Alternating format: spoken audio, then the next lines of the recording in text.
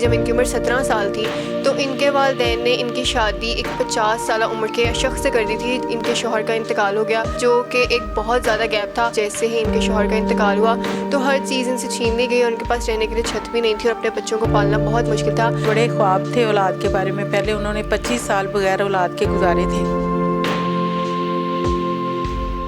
गली में मैं बैठ के 5 घंटे तक रोती रही। ये देखे मैंने वेन भी काट ली।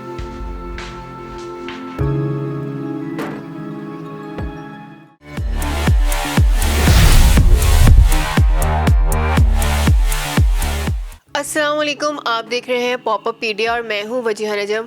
आज मैं आपकी मुलाकात कराऊंगी एक ऐसी बाहिम्मत खातून से जिनको बहुत छोटी उम्र में पोलियो का सामना करना पड़ा था, लेकिन उसके बावजूद भी उन्होंने ज़िंदगी में बहुत बड़े बड़े कारनामे सर अंजाम दिए थे।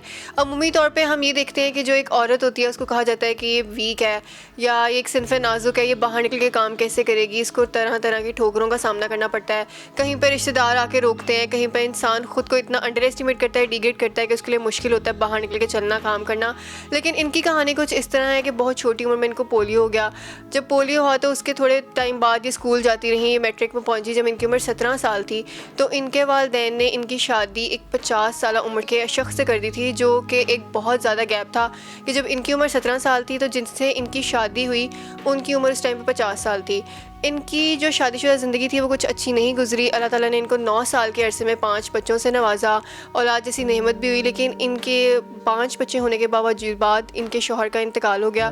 उसके बाद की ज़िंदगी इनकी बहुत ज़्यादा मुश्किल हो गई। शादी से पहले इनके ससुराल वालों ने कहा हुआ था कि जो भी इनके शौहर की जायदाद या प्रॉपर्टी में इनका हिस्सा बनता है वो इनको दिया जाएगा। लेकिन जैसे ही इनके शौहर का इंतकाल हुआ तो हर चीज़ इनसे छीन ली गई और उनके पास रहने के लिए छत भी नहीं थी और अपने बच्चों को पालना बहुत मुश्किल था।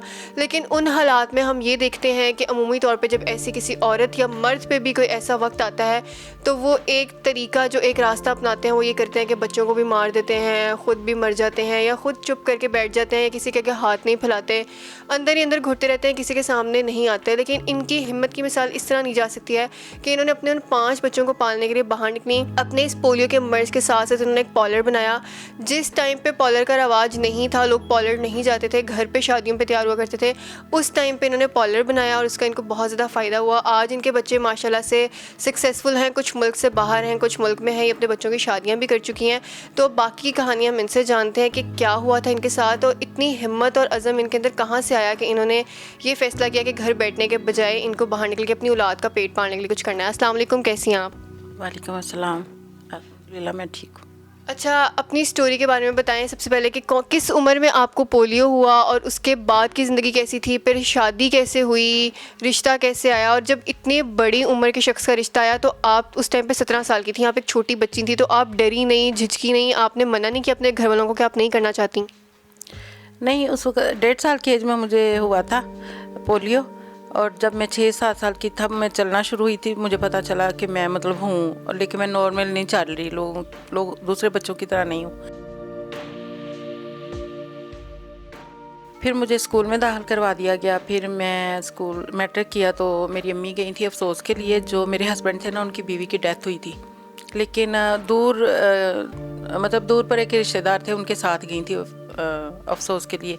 तो वहाँ उन्होंने कहीं बात की कि इस आदमी की मतलब इतनी जायदाद भी है और बेचारे के बच्चे भी नहीं, बीवी भी फौत हो गई है।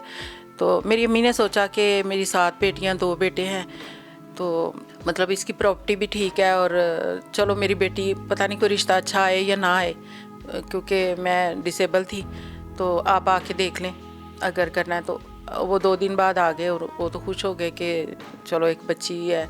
तो मुझे इतना अंदाज़ा नहीं था उस वक्त, ना ही बेटियों को इतना दिखाया जाता था, ना ही उस वक्त पूछा जाता था कि हम करने जा रहे हैं या आपकी क्या राय है, ये नहीं था। सब जो माँ बाप ने कर दिया बस ठीक है। तो वो आए पसंद करके, तो बस ठीक। 3 माह बाद फिर मेरा निकाह कर दिया गया। तो मैं निकाह वाले दिन ही गाड़ी में देखा था हस्बैंड को, तो मैं तो देख के बस मैंने कहा ये क्या हो गया मेरे साथ। अंदाज़ा था मुझे कि थोड़े से बड़े होंगे, उनकी बीवी फौत हुई है, लेकिन इतना नहीं था पता कि बहुत बड़े होंगे। वो मेरे अब्बू से भी 2 साल बड़े थे। तो जब आपने शादी वाले दिन उन्हें पहली दफ़ा देखा और आपको ये बात पता चली कि वो आपसे उम्र में इतने बड़े हैं, तो आपने 1 मिनट के लिए फ़ैसला नहीं लिया कि आपको वापस अपने घर चले जाना चाहिए, अपने वालिदैन के पास, या उनसे पूछना चाहिए कि क्यों किया कि मेरे वालिद से भी बड़े शख्स से, उम्र से उनसे भी बड़ी है, उनसे मेरा आपने निकाह कर दिया? नहीं बेटा, उस वक्त लड़कियों को इतना वो नहीं थी। एक तो हम गांव में रहते थे, दूसरा माँ बाप के लिए हम जान भी दे सकते थे, माँ बाप की इज़्ज़त पे हम जान भी दे सकते थे। तो उनका फ़ैसला था, चुप करके निभाना पड़ा। और ससुराल जब गई तो सब उनके, मेरे देवरों के बेटे मेरे से बड़े बड़े थे, बेटियाँ बेटे उनके शादीशुदा थे। तो मैं बहुत मुश्किल से मतलब वो 9 साल भी गुजारे। बस अल्लाह ने जिनको दुनिया में भेजना था वो आ गए। जैसे ही मेरा पहला बेटा हुआ था 1.5 साल बाद, तो उनके जो थे ना तौर तरीके बदल गए थे मेरे ससुराल वालों के, कि उनको शायद ज़हन में था कि बूढ़ा सा है, इसके कौन से बच्चे होने हैं। तो जब बच्चे अल्लाह मियाँ ने देना शुरू किए तो उनके हो गए थे, मतलब तेवर बदल गए हुए थे। अच्छा, मतलब उनका सलूक अच्छा हो गया था आपके साथ? नहीं, अच्छा नहीं था, बल्कि ख़राब हो गया था। और दूसरा, जब हॉस्पिटल में दाखिल थे ना, जब एंड पे डॉक्टरों ने उनको कह दिया था कि लीवर जो है फट चुका है, इन्होंने नहीं बचना, हेपेटाइटिस सी था, उनको भी नहीं तो पता, लास्ट में पता चला था। तो तब आए थे हॉस्पिटल, उन्होंने ना कहा टैक्स आया तो उस पे ना अंगूठे वगैरह लगवाने। तो मैं भी समझी शायद टैक्स आया होगा मार्केट का। तो वो उस दौरान उन्होंने अपनी प्रॉपर्टी अपने नाम कर ली थी। अच्छा, मुझे बताएं कि आपकी उम्र 17 साल थी, आपके शौहर की उम्र 50 साल थी, तो इस शादी का मकसद क्या था? कि अल्लाह माफ़ करे कोई ऐसी मजबूरी तो नहीं थी, सिर्फ पोलियो ही था, वो अल्लाह ताला की तरफ से था, तो ये कोई इतनी बड़ी चीज़ नहीं, एक बीमारी अल्लाह ताला की तरफ से आती है। तो आपके घर वालों ने क्या सोच के शादी की और उनके घर वालों ने क्या सोच के शादी की? मतलब वो भी तो देख रहे थे ना कि आपकी उम्र 17 साल है और उनके बेटे की उम्र 50 साल है। मेरे वालिदैन ने तो इसलिए की ना कि एक तो वो रेलवे में मुलाजिम थे और दूसरा उनकी प्रॉपर्टी ठीक थी। तो हमारी बच्ची माजूर है, चलो बैठ के सुकून से ज़िंदगी गुजारेगी। मेरे अब्बू का कारोबार था, कपड़े की दुकान थी, तो ठीक थे, मतलब एक नॉर्मल घराना था, अच्छा था। लेकिन उन्होंने पता नहीं ये सोच के की होगी कि अल्लाह बेहतर जानता है, वल्लाह आलम उन्होंने क्या सोच के की कि ये छोटी है, पता नहीं वो क्या होगा आगे चल के, निकाल देंगे, क्या करेंगे, पता नहीं उनकी सोच क्या थी। आपके शौहर का रवैया कैसा था आपके साथ? क्योंकि एज डिफरेंस जब होता है तो आप जिस उम्र में थी आप बहुत ज़्यादा इमेच्योर होंगी और वो जिस उम्र में होंगे वो बहुत ज़्यादा मेच्योर होंगे, तो आप अपने तरीके से चीज़ें देखती थी, वो अपने। तो आप दोनों की आपस में केमिस्ट्री कैसी थी? लड़ाइयाँ होती थी, मसले होते थे? हाँ, बहुत होते थे, क्योंकि मैं वो चले जाते थे ड्यूटी पे, तो मैं वो जंगला था, ऊपर झूला डाल के खेलना बच्चों के साथ, मतलब इस तरह। तो उन्होंने आके डांटना मुझे कि ज़ाहिर है उनके भाइयों के बच्चे बड़े बड़े थे, वो चाहते थे, लेकिन उनकी सोच अच्छी थी। अब मैं उस उम्र में आई हूँ ना, तो मुझे अंदाज़ा हुआ कि वो उनकी सोच मैच्योर थी, वो अपने तरीके से सोचते थे। मैं बच्ची थी, मैं नहीं समझती थी, तो इस तरह सही बनती नहीं थी हमारी आपस में। ठीक है। और आपके ससुराल वालों का रवैया जब आपकी शादी हुई, आपके शौहर के इंतकाल से पहले कैसा था और इंतकाल के बाद कैसा था? इंतकाल से पहले ही उनका रवैया ख़राब था मेरे साथ, क्योंकि वो समझती थी ये भी बूढ़ियों की तरह रहे, बुज़ुर्गों की तरह अपना रखे। तो मैं उस उम्र में थी कि मैं नहीं हो सकती थी। मेरे मियाँ जब बीमार हुए हैं ना, एकदम मतलब अचानक से ही, हम ना बना रहे थे ऊपर घर, ऊपर वाला पोर्शन तैयार हो रहा था, तो वो काम कराते रहे। था जुमे का दिन था, तो मुझे कहते हैं कि मुझे ना जुमे के टाइम पे उठा देना। तो मैं उठाने गई ना, तो वो सो रहे थे गहरी नींद में, 2-3 बार हिलाया भी लेकिन नहीं हिले ना। तो उनके पाँव काफ़ी स्वेल थे और पेट भी बड़ा बड़ा लग रहा था। तो फिर 4 बजे उठे हैं, तो कहते मुझे उठाया क्यों नहीं? मैंने कहा मैं उठाया था, आप उठे नहीं। उस दिन ही फिर डॉक्टर को कहते मुझे सुबह से ना यूरिन नहीं आ रहा। तो नीचे हमारे किराएदार जो थे वो डॉक्टर था, मैंने आज़म भाई आवाज़ दी, आज़म भाई ऊपर आए ज़रा। तो वो आए, तो उन्होंने चेक करके एक इंजेक्शन लगाया, मेरा ख्याल है वो था कोई यूरिन मतलब आ जाए जिससे। तो उन्होंने कहा अगर आधे घंटे तक नहीं आता तो फिर इनको हॉस्पिटल लेके जाएं। फिर हॉस्पिटल गए तो उन्होंने कहा कि नहीं, लीवर बंद हो चुका है। फिर उनका पेट भी फूलता गया और 3 माह अस्पताल रहे हैं वो। फिर वो नहीं, मतलब नाक में भी वो एनजी डाल दी और ये वो सब 3 महीने में। फिर वो उस दौरान जो मैंने उनकी खिदमत की है ना, अपने दिल से की है। डॉक्टर मुझे डांटते थे, वो डॉक्टर समझते थे मैं उनकी बेटी हूँ। तो वो मुझे कहते थे बेटा आपको पता है कि वो कितनी बड़ी मर्ज़ में मुब्तला है, आप उनके पास बैठती हैं, उनके साथ खाना खाती हैं। अल्लाह ने मेरे दिल में पता नहीं क्या डाल दिया था उस टाइम के, मुझे बिल्कुल भी एक ज़र्रा बराबर भी नफ़रत नहीं हुई। मुझे लगता है उनकी दुआएं मुझे लगी हैं। जो आखिरी टाइम पे मुझे दुआएं देते थे ना कि तुमने मुझे इतना संभाला है, अल्लाह ने तुझे बहुत नवाजना है, और अगर मेरी ज़िंदगी रही तो मैं तुम्हारी कदर करके दिखाऊंगा इनको, घर वालों को। पहले तो वो घर वालों के सिरे ला के कभी मुझे थप्पड़ थप्पड़ भी मार देते थे कि नहीं वो सही कह रहे हैं, तो उसके बाद जब बीमार हुए तब उनको अंदाज़ा हो गया था कि मैंने गलत किया।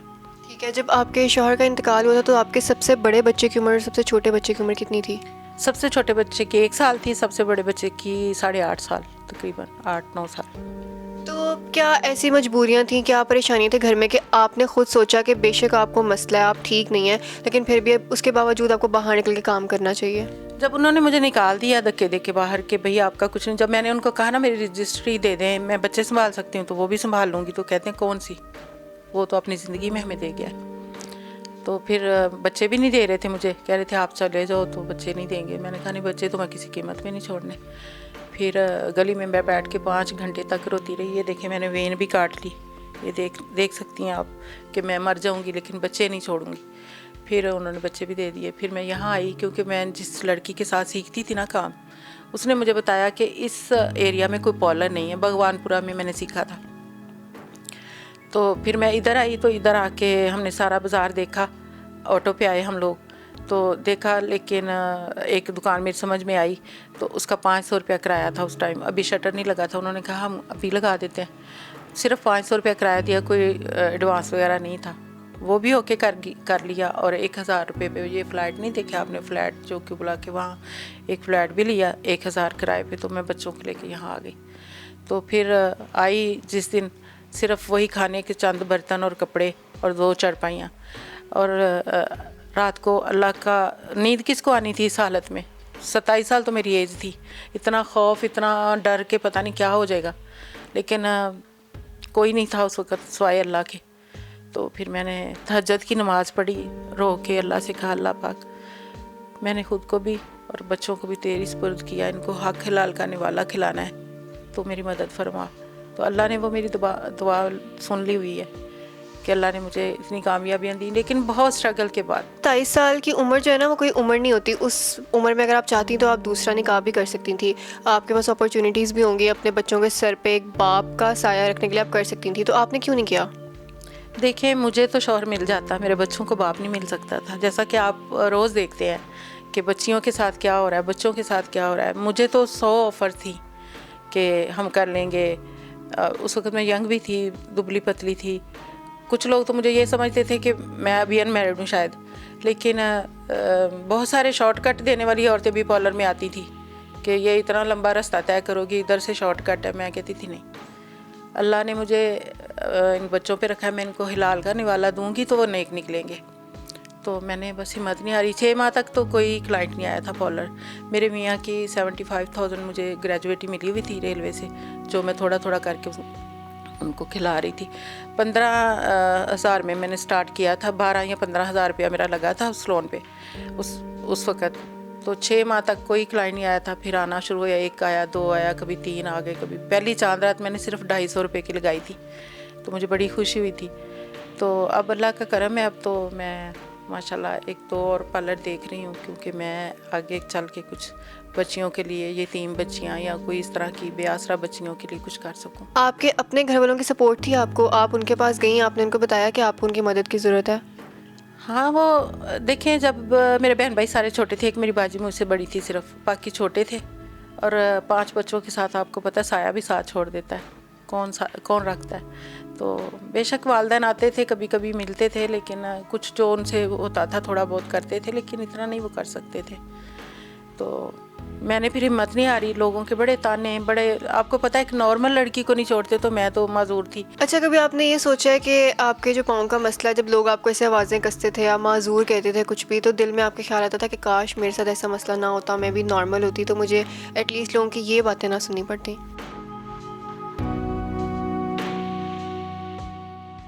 उस वक़्त होता था, लेकिन अब मैं जब दूसरे लोगों को देखती हूँ ना, तो मुझे बड़ी हिम्मत मिलती है। मैं कहती हूँ कुछ नहीं है। मेरे पास आती हैं बहुत सारी औरतें ऐसी, बिल्कुल तंदुरुस्त, सेहतमंद, और वो बिल्कुल दिल नहीं है उनके बाहर निकलें, कुछ करें, बस वो हाथ फैलाना जानती हैं। तो मैं इस हक में नहीं थी। तो मुझे बताएं कि अब आप अपने सारे फ़राइज़ आपने सरअंजाम दे दिए, आप माशाल्लाह ख़ुद भी सक्सेसफुल हैं, इंडिपेंडेंट हैं, आपके बच्चे भी अपने अपने घर में, तो अब आपके बच्चों ने कभी आपसे कहा है कि आप अकेली रहती हैं, आप शादी कर लें या कुछ भी?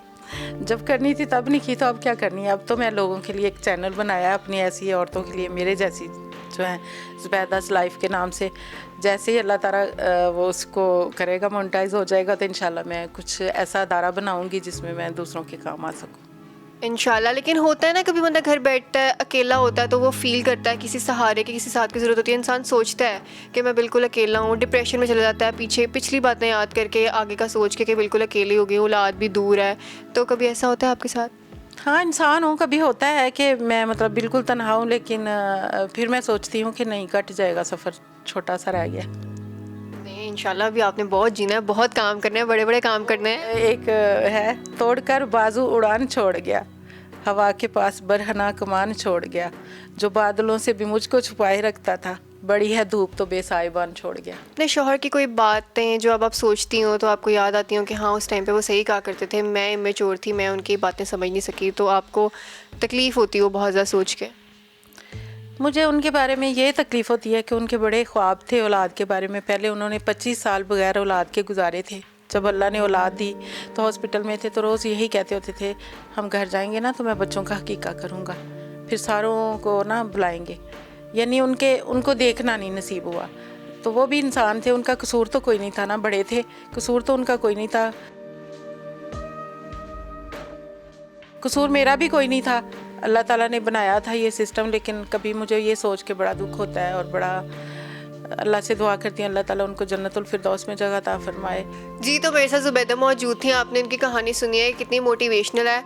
जब हम वुमेन एम्पावरमेंट की बात करते हैं तो this is what we call women empowerment ही होती है। वुमेन एम्पावरमेंट के बाहर निकल के काम करना, अपनी औलाद के लिए, अपने लिए और लोगों के डर से इस चीज़ को एक साइड पर रखते हुए कि लोग क्या कहेंगे, हर तरह के हालात में जो है वो एक औरत होकर लोगों का मुकाबला करना, तो ये बहुत बड़ी बात है।